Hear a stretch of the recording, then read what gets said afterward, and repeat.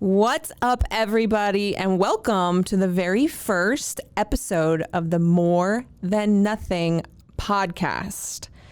A podcast that I wanted to create with motivation and a major dose of reality that I feel is missing, not only from podcasts, but from the fitness industry in general. I want to help you guys ditch your excuses and find consistency toward your goals, no matter what they are. I'm going to share my experience and the experience of others, but the experience of real people. I'm not going to have a bunch of celebrities on here or famous people or CrossFit Games athletes. That's not who you guys need to hear from, because what they have to say doesn't really apply to you, to be honest. We're going to bring some real people on here who have lives just like yours to share how they're making things work or what they have learned over the years. In this episode, it's just me, but I'm going to talk about More Than Nothing, where it came from and what it means to me, the saying, and the hashtag that is honestly caught on like wildfire, more than I expected. I am, for those of you that might not know me, if you were sent this podcast from someone else or randomly stumbled on it, my name is Miranda Alcaraz. I am a 36 for like a week and a half longer year-old woman, holding on to that 36 years old. I live currently in Vancouver, Washington with my husband and my 2-year-old son. We have a business called Street Parking that is an online fitness community for people who are busy, have hectic lives, travel a lot, and are trying to maintain a healthy and fit lifestyle. I've worked in the fitness industry for almost 20 years now, which is over half my life. And I've traveled a lot, learned a lot, and want to share that with as many people as will listen. More Than Nothing for me was a journey that I guess started when I was little. Since I can remember, I've always tried to do everything. At 7 years old, I was in musicals and plays after school and dance and still trying to get good grades. I was always a great student and everything always had to be perfect. And I always wanted to be doing everything in junior high and high school. It was student council and choir and cheerleading. And as soon as I could, when I was 15 years old, I got a job and always wanted to do the best and be the best and still, maintain good grades and a social life and everything. And quite honestly, I think I did a pretty good job and did a lot more than maybe most other little kids. I was always stressed from the moment I started school. I remember I was always constantly stressed, and because I would put myself in these situations of always wanting to do so much. That's just my personality. It's who I am. As an adult, before I graduated college, when I was in college, I remember I would wake up at 5 a.m. and go coach a 6 a.m. spinning class. It was one of the first things I did in the fitness industry. And then I would go to school. I was in school for interior design. And then after school, I worked at a restaurant until midnight. And that was kind of my life. And I trying to maintain a social life and my fitness during that time. And again, I was exhausted and stressed out, but I made it happen. I always made it happen. When I found CrossFit, I got onto the seminar staff and I opened a gym, and I was traveling every weekend and trying to compete in CrossFit and running my gym during the weeks. And I mean, once again, I think I was holding it together, and I kind of had this idea that I could do it all. I could do everything, and I was crushing it, right?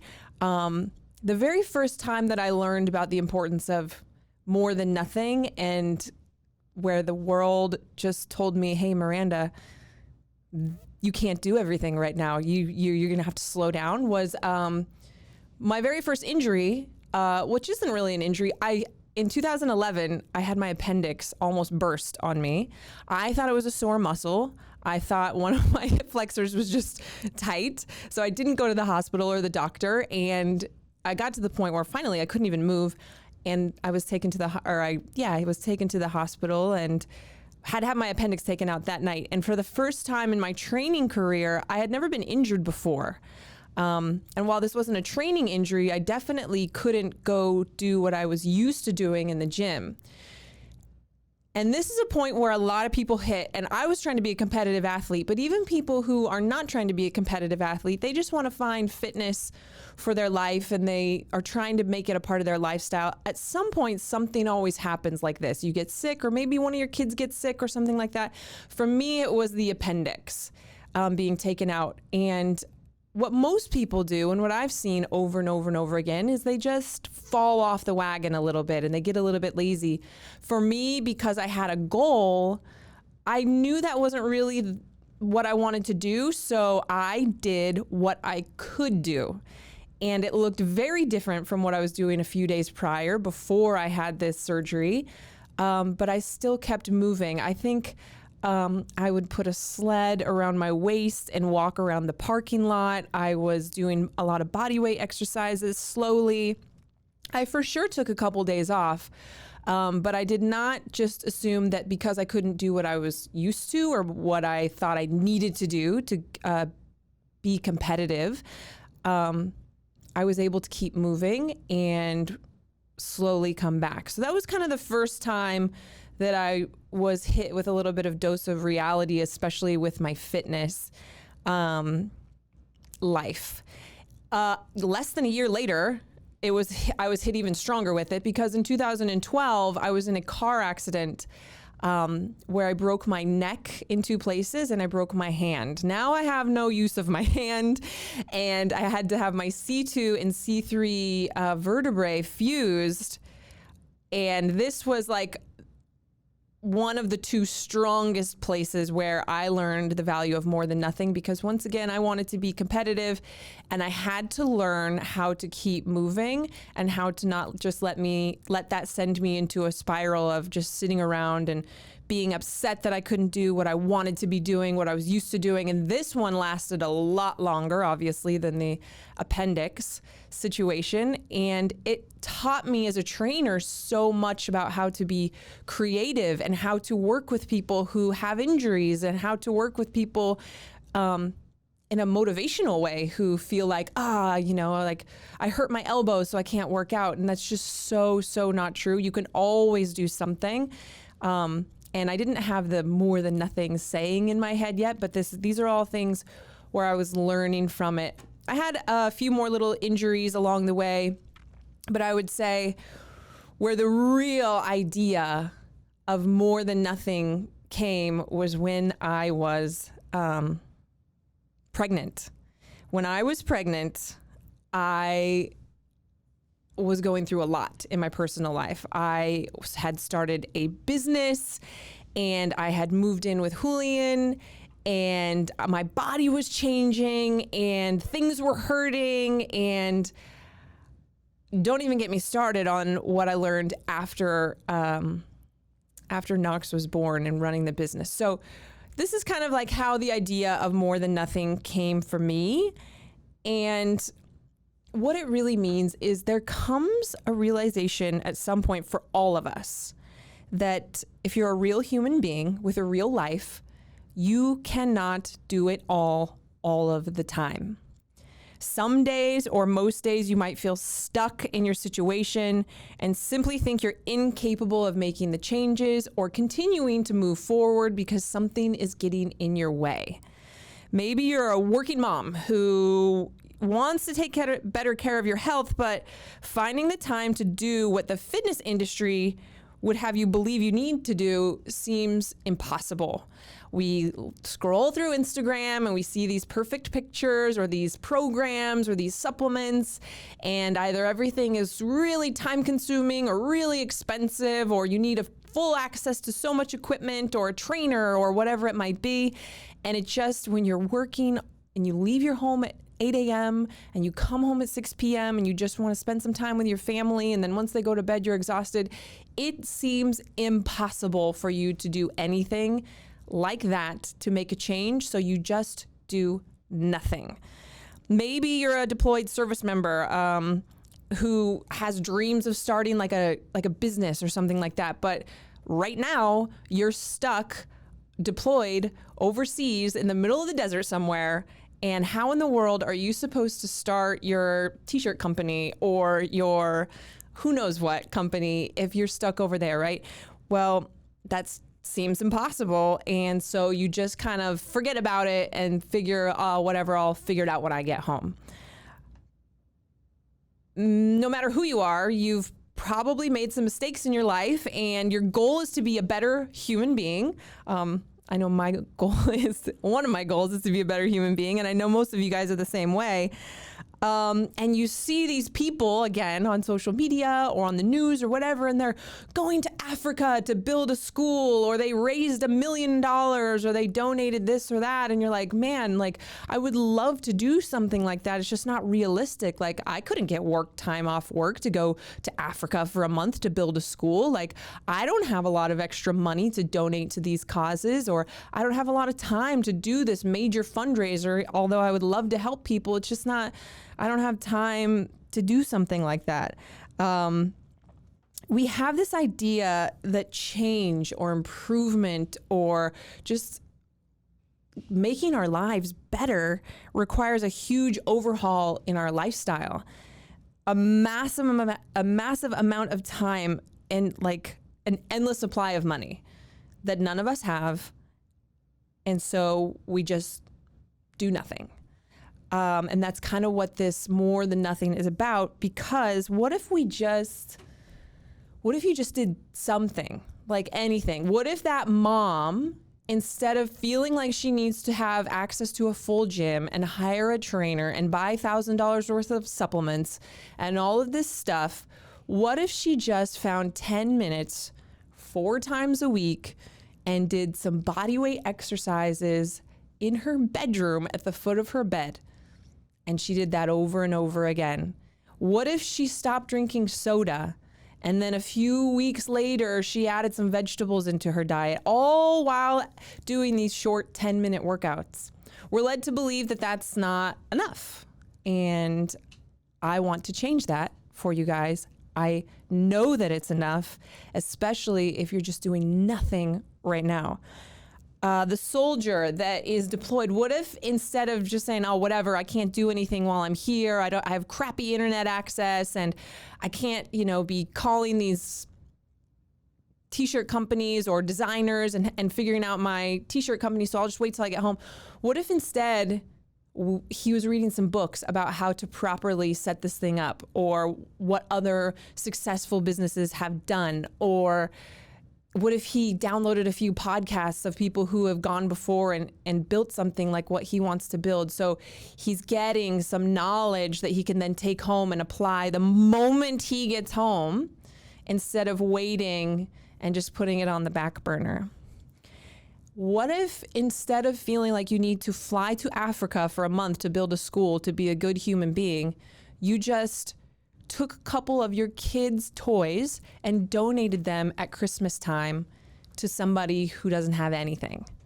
Literally, what if you just bought a cup of coffee for somebody behind you in line, made that person's day, and then that person takes that forward to someone else, and you have no idea the snowball effect that would create? You don't need to do something so over the top. You just need to be consistent with it. The reality is that in the real world, it's not grand gestures or radical lifestyle shifts leading to lasting change, you guys.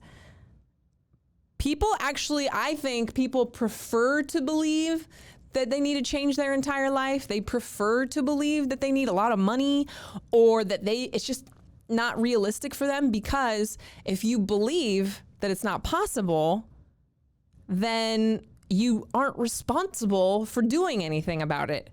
If you truly believed that 10 minutes at the foot of your bed, ditching the soda and adding some veggies, if you get to the place where you believe that would make a difference, you would now be responsible for doing it. And if you're not doing it, you really have no excuse, because everyone can find 10 minutes 4 times a week. Everyone can ditch the soda or the beers that you're having every night or the candy that you're getting at the office. Everyone can ditch that. I think people prefer to believe that it's not that easy. And that's why people latch on to these cleanses and these over-the-top diets, because they try them and they are completely unrealistic. And they say, I can't live that way. It was too hard for me. It's just not meant to be for me. This is how I have to live. As soon as you switch your thinking into believing that doing something will get you there with consistency, it's over and over and over again. You can't tell me that a mom, a year of 10-minute workouts where she puts everything into that workout that she can, ditches the soda and adds veggies. You can't tell me that in a year of that every single week that she would see no difference whatsoever and find some motivation to change some other things along the way. It's consistency in these little things that will change your situation. And this, while incredibly simple and possible for literally anyone, is just harder than it sounds. Consistency is harder than doing something over the top for a short amount of time. Consistency is harder than doing something over the top for a short amount of time. It is why so few people reap the benefits of just being consistent. For example, winning the lottery is highly unlikely, but that does not stop people from spending ridiculous amounts of money on lottery tickets over and over again to try to, fix their financial situation. Working hard, having maybe like a little side business that you do after work, saving your money, not spending it on dumb stuff, and just doing that for years is all but guaranteed to put you in a financial situation that's better than the one you're in, but it is really hard and very few people are willing to do that consistently. January is full of New Year's resolutions, and fitness goals are always there, and so are saving money and those types of goals, and people fall off because it's hard.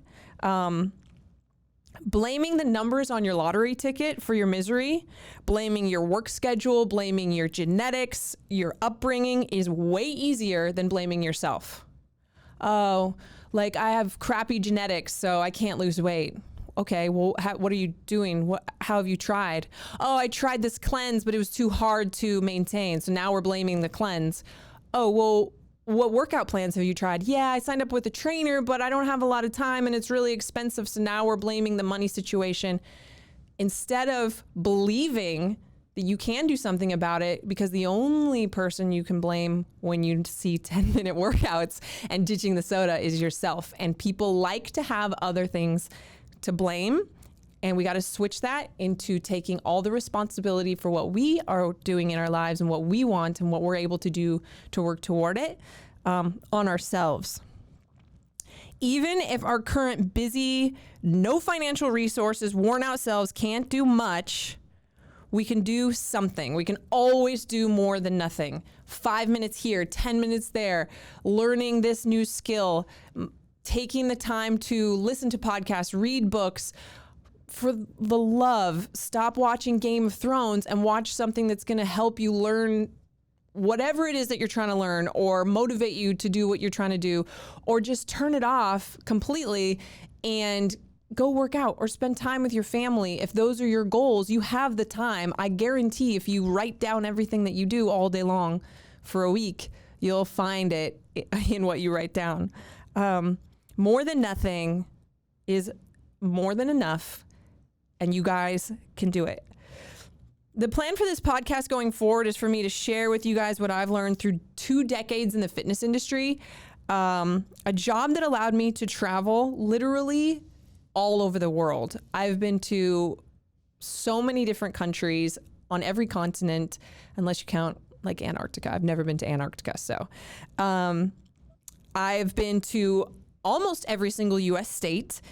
And I want to share you guys my stories of triumph and defeat and relationships and random business ideas. This is not just a fitness podcast. It's just kind of everything that I've learned along the way.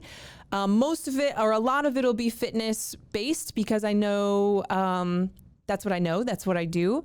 But I've learned a lot. I am a wife and an entrepreneur, and I am somehow randomly comfortable in front of 1,000 people, but extremely awkward in one-on-one social situations or like small parties. I would say I have workaholic tendencies, and I rely heavily on my daily workouts to maintain my sanity.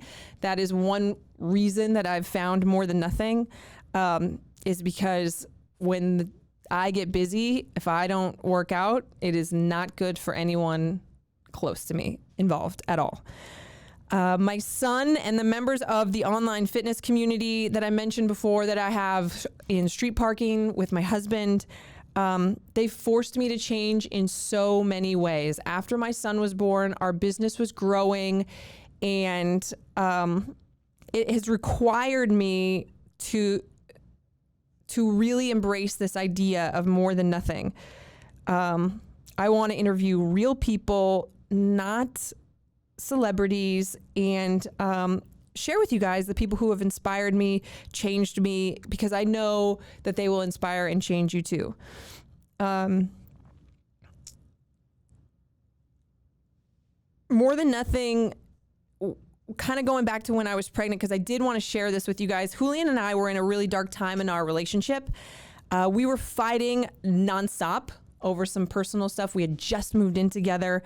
I was growing a baby and simultaneously, like I said, trying to grow this business. There were days when I literally wanted nothing to do with him at all. So more than nothing right now, what I'm talking about can also apply to your relationships. The love I had for him and my business and for working out really is what kept me going. But it was barely stronger than the pull to just do nothing at all. So more than nothing for me then, where this was really solidified was for Julian. More than nothing was not leaving completely, just staying. Just stay. Just give him a kiss goodnight. That's more than nothing. That's like the level of effort that I was in at the time. For business, it was spending 5 more minutes answering emails. So for you, maybe you're a busy person and you're like, there's no way I'm going to be able to catch up with all these emails. You're not going to be able to catch up with all of them, but you can do 5 more minutes. 5 more minutes will make it 5 less minutes tomorrow, and then 5 more minutes tomorrow will make it 10 total. You guys see where I'm going with this. I knew I needed hours, but it just wasn't going to happen. When I was pregnant, the fitness more than nothing was literally sitting on the assault bike in my garage, crying my eyes out for 10 minutes. And that is all that I did. That happened multiple times when I was pregnant. But I was so committed to consistency that I showed up. You just have to show up every single day. And now we have a 20-person staff. I have a 2-year-old, 4 dogs, and never enough coffee or sleep, to be honest. I don't even know if it's possible at this point. I don't know what the ratio needs to be of coffee and sleep, but I haven't found it yet. I have become a religious level believer and preacher that everyone can do something every day, which is why we're here on the podcast. So for now, for 3 years now, my workouts have been 45 minutes or less. This is honest. If you follow me on Instagram and you've DM'd me, which I get hundreds of DMs a week asking, what do you do? What's your fitness program? What do you eat? Here it is. They're 45 minutes or less, roughly 5 times a week. I would love to do more. I love working out. I would work out all day long. I used to work out all day long, but I also have more things that I love to do now and more things that I'm passionate about. And I'm not willing to give up my whole day for fitness anymore. So 45 minutes, 5 days a week in my home or in a random hotel room or in Airbnbs for 3 years. That has been my life. And it's actually been amazing to me because it's been enough. And if you would have told me 3 years ago that that was enough, I also wouldn't have believed you. I would have told you need to do more. I would have told you needed hours and you needed something over the top and you needed a full gym. I have learned that this is enough at the same time as all the street parking members. I've maintained a much greater level of fitness than I could have imagined was even possible doing this a few years ago. It's still surprising to me, but since I've learned it, I'm so passionate in sharing it with you guys.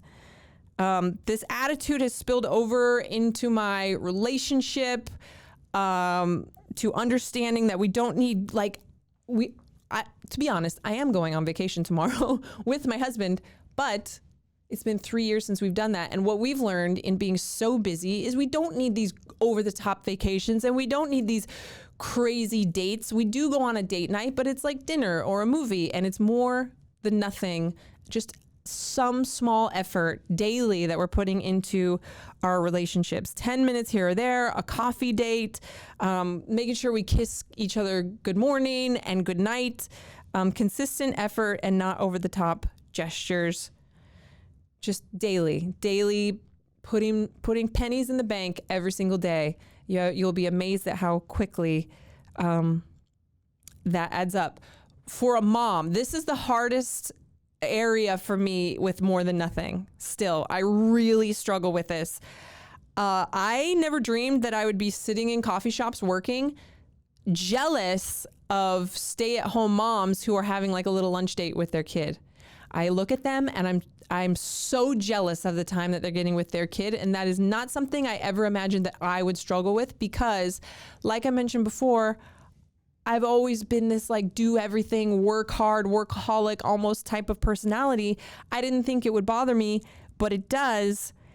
And the tug for me to be 100% mom all the time has been really, really difficult for me to overcome.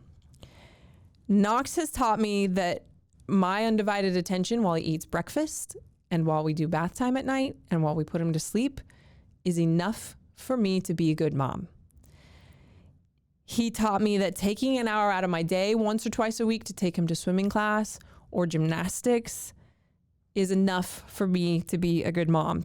Learning to to watch my mother-in-law, who watches him every day, learning to just watch and allow her to take care of him and trust that's going to be the best thing for him so that he can watch myself and my husband grow this community and build something so meaningful and beautiful is me being a good mom, because he gets to watch our work ethic and he gets to watch this community and he gets to learn what it means to truly care for taking care of people and doing something meaningful. And that is what Knox has taught me so much. So that's what More Than Nothing is to me. And I challenge you guys today that if you've listened this far, honestly, to choose one thing that you have allowed to slip into like nothing land. One thing, not all the things, okay? Because that's not going to work out for your favor. Pick one thing and commit to one small act daily. So small act, because it's the going over the top that will get you in trouble and you won't be able to sustain it, and then you will fall off. So we're talking set your alarm clock for 10 minutes earlier in the morning. If you want to eventually be a morning person so that you have more time to read or work out or whatever, 5 or 10 minutes. Actually, you know what? Stop the podcast right now and go set your alarm clock for 5 to 10 minutes earlier and then come back. If it's fitness, literally find 5 to 10 minutes. Again, maybe it's that 5 to 10 minutes you woke up early in your schedule and do some air squats or do some lunges, do some sit-ups, go for a walk even, do something physical that'll get you on that path of being consistent in moving your body for 5 to 10 minutes. And I don't even want to say 7 days a week, like 4 to 5 days a week at first. No, don't even try to do more than 10 minutes. Let's find consistency with the 10 minutes first. If you're trying to learn something or grow something, use those 5 to 10 minutes to read or listen to a podcast or write down your plan, and actually a plan that you're going to do something about, not just another list of a plan, because I know how you guys are, because I'm the same way. I have so many lists. I have lists on my phone. I have lists on my computer. I have lists in 4 different notebooks. Put something in place that you can actually do, spending only 5 to 10 minutes on that thing every day. And if you need to, just go to your garage and jump on your bike or walk around your neighborhood and cry your eyes out like I did. If that's what you need to do, if that's the level that you're at, go do it and just keep doing it day after day after day after day and build on it as you go. I hope you guys will join me on this More Than Nothing journey on this podcast, and I would love to hear your feedback. Have a good day.